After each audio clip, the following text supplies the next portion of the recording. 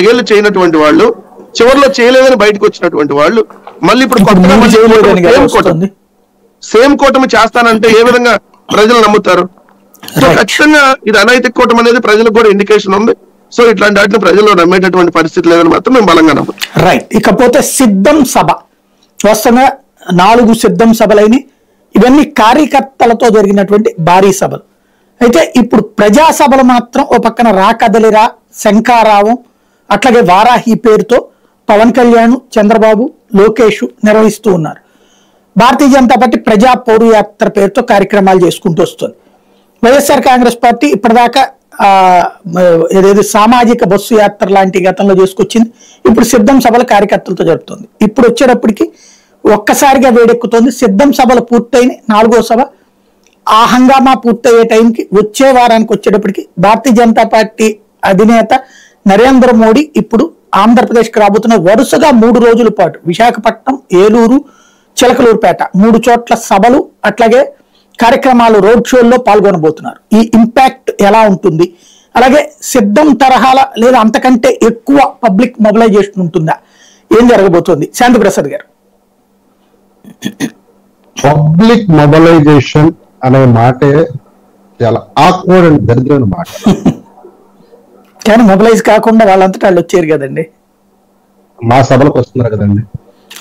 పవన్ కళ్యాణ్ ఒక్కడికే వస్తారు, మిగతా వాళ్ళకి మళ్ళీ మీ పేరు చెప్పుకునే రావాలి. అక్కడ మీరు అడిగారు కాబట్టి చెప్తున్నా. ఎందుకంటే మా సోదరుడు వెంకటరెడ్డి పాపం చాలా ఊరావేశంతో ఓపెనింగ్ లోనే మాట్లాడించాడు. అయితే అడిగికి కౌంటర్ చేయడం కూడా అనవసరం. ఎందుకంటే ప్రజలు చూస్తున్నారు. ప్రజల ఆశీర్వాదిస్తే ఎవరైనా గవర్నమెంట్ లోకి వస్తాడు, కానీ ప్రజా ఆశీర్వాదం ఎక్కడ ఎప్పుడు రాడు. అది పొత్తైనా సింగిల్ అయినా ఏదైనా. ఇప్పుడు సిద్ధం సభ వీళ్ళు చెప్తున్నారు గ్రాండ్ సక్సెస్, వాళ్ళ నమ్ముదాం. ఇప్పుడు నేను ఒక ఫోటో చూపిస్తాను. ఇది సాక్షిలో వచ్చింది.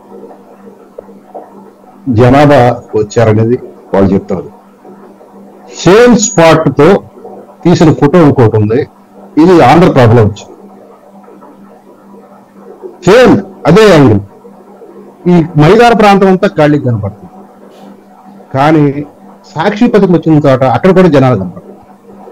మరి ఏ ఫోటో ఒరిజినల్, ఏ ఫోటో నకిలీ? మీరు కావాలంటే వాళ్ళు వచ్చిన 2 పత్రికలు తీసి చూసుకోండి. నేను చెప్పేది కాదు, ఆంధ్రప్రభ, సాక్షి. నేను ఆంధ్రప్రదేశ్ ప్రస్తావన చేయట్లే, ఈనాడు ప్రస్తావన చేయట్లే. ఇకపోతే ఇంకొక విషయం చెప్తాను. ఇది ఆంగ్ల పత్రికలో వచ్చింది. ఇది కూడా సిమిలర్ గా ఆంధ్రప్రభలో ఏదైతే వచ్చిందో అట్లానే ఉంది ఫోటో. ఇక ఇంకొక విషయం చెప్తాను. ఎందుకంటే సభల గురించి వచ్చేటప్పుడు ఇప్పుడు దీని కింద పక్కన నుంచున్న ఆ వరుసను చూస్తే మీరు తలకాయలు లెక్కేసుకుంటూ వెళ్తే ఈ వై పాయింట్ వరకు బహుశా 500 మంది నుంచున్నారు అనుకున్నాం. వరుస అటు కూడా 500 మంది ఉన్నారు అనుకున్నాం, లేదు 1000 మంది ఉన్నారు అనుకున్నాం. ఎంత పడతారు? ఈ వైపు ఒక 50,000, ఈ వైపు ఒక 50,000. ఆ వెనకాల డబుల్ వేసుకున్నాం. నేను చెప్తుంది కాదు, ఈ ఫోటోలో మీకు కావాలంటే, ఎందుకంటే మీరు దీని మీద డిబేట్ అన్నారని ఈ ఫోటో నేను ప్రత్యేకంగా సాక్షి వచ్చిన ఫోటో నేను చూసి తలకాయలు కూడా లెక్కేసి మాట్లాడుతున్నాను. వీడియోలో నేను లేట్ గా వచ్చిన గ్రీన్ మ్యాట్ మీద తీసిన వీడియోలు వేరే సోషల్ మీడియాలో వచ్చిన కూడా మేము చూసాం. కానీ అయితే ఆంధ్రప్రదేశ్లో వచ్చిన మరీ నీచంగా ఉంది. అదేంటంటే వీళ్ళు సభ ఏర్పాట్లు చేసిన టైంలో చూపించిన ఖాళీ ప్రదేశాలు చూపించి జనాలని చెప్పారు. నేను అంత నీచ స్థాయికి దిగజారదలుచుకోలేదు. సాక్షులు వచ్చిన దాన్ని బేస్ చేసుకుని ఇవాళ మాట్లాడదలుచుకున్నాను. రెండోది, ఒక సభకి ఎస్టిమేషన్ ఏంటో తెలుసా అండి? నా చిన్నప్పటి నుంచి నేను చూస్తున్నాను కాబట్టి. ఎందుకంటే ఎన్టీ రామారావు సభలో మా విజయవాడ కస్తూరావు గారు మీకు తెలుసు, మా ఇంటి దగ్గర పీడబ్ల్యూ గ్రౌండ్. ఎంత గొప్ప బహిరంగ సభ అయినా పీడబ్ల్యూ గ్రౌండ్ లో జరిగింది. మీకు తెలుసు కదా సాయి గారు? పీడబ్ల్యూ గ్రౌండ్ ఉండటం అంటే 1,00,000 మంది జనాభా కింద లెక్కేసేవారు.